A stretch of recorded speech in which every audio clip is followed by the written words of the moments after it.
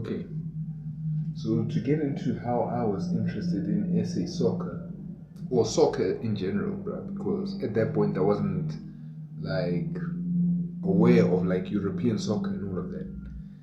I'd have to get into what was probably one of my first memories of soccer, which would have been 99 to 2001. And at the time, I would have been 6 to 9 years old, give or take.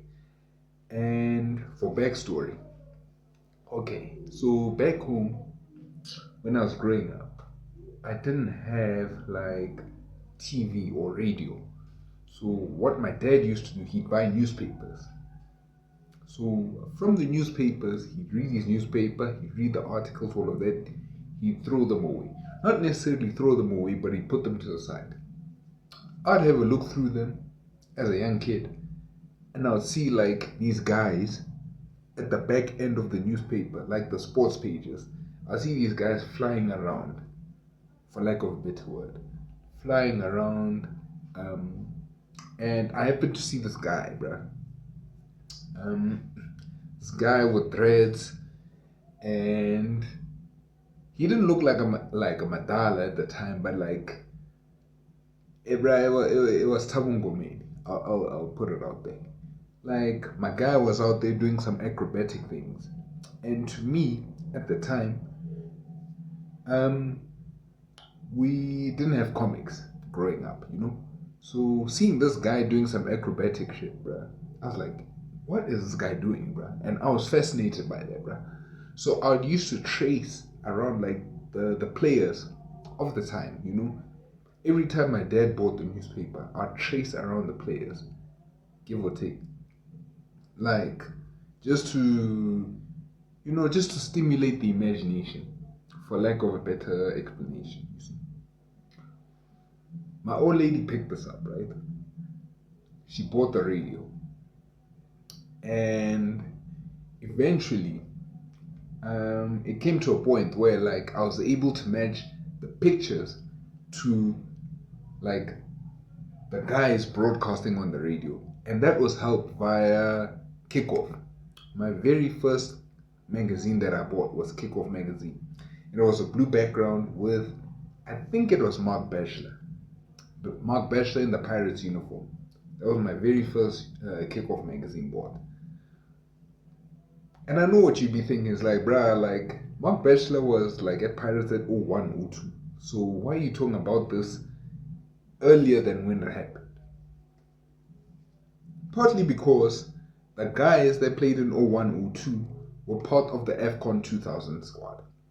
And I have to talk about the Afcon 2 squad because many of those guys that played in Afcon were part of the later years, the foundational years of the league. So, yeah, let's lead into that. Afcon 2000. So, the team was primarily coached by Trot, who was famously a Sundowns coach, Trot Moloto, it is what it was. Keep in mind, back in the day, tactics were like 3-5-2, 4-4-2, what you see now wasn't happening back then, like inverted wing backs, full backs, right backs, left backs that would cross in, and wingers that would come into the center and draw defenders in, leaving the lone striker. None of that shit was happening back in the day. Lone striker, he was on his own. He had to make a plan on his own. That sort of shit, bro. There were no tens, no cams, no wingers. And it wasn't just prevalent like in SA soccer, but like overall in football, Because at the time, the way SA football was played was similar to like following the trends of the time. And I want to give full disclosure, like I want to apologize, like I stay in Kasi, bruh. So like, bruhs, like if you hear bruh's background and such, they enjoying life, bruh. It's Kasi, it is what it is. So going back to Trot, like the type of coach that he is, it's not a bad thing, but like, what I will give him credit for, he was a traditional coach in the sense, but like, he could see the difference makers, the type of players who could make a difference, And if I'm going to view it in a positive light, it's like a recognition of talent. So if you're going to look at the squad, okay, look. The goalkeeper section, it was Hans Fonk, John Tlale, and, yeah, it was those two guys, if I remember correctly. And Andre Aronson, Andre Aronson was there. So, it's nothing to complain about, bro. Like, those were the best keepers of the time. Defenders, Papi Kuman of Pirates, yeah, he was a G. Frank Skuman, I don't really remember them like that, so like I can't really comment on him.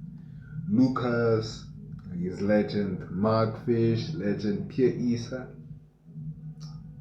We'll get back to Pierre Issa, because like I have a few gripes about Pierre Issa, but like it is what it is. I have gripes about Pierre Issa, but it is what it is. And then I don't know where you want to classify Quinton Fortune, because he could play in defense or midfield, but like it's up to you. Midfield, we had Thabo Ngomeni, as I said, bruh, Rastaman. Rastaman was a legend, bruh. He was like one of the first players I visualized, like the first players I saw on a cover, like in a newspaper. And like I saw him do some acrobatic shit, bruh. And like I was like, this guy, bruh, like he's the man, bruh. And it turns out he was the man, you see. Shoes was shoes, bruh. Hellman was the Midnight Express, bruh, like a winger who could run, could cross. Typical winger for that time. Steve, free kick specialist, it is what it is. Alex Babela, from what I remember him when I was growing up.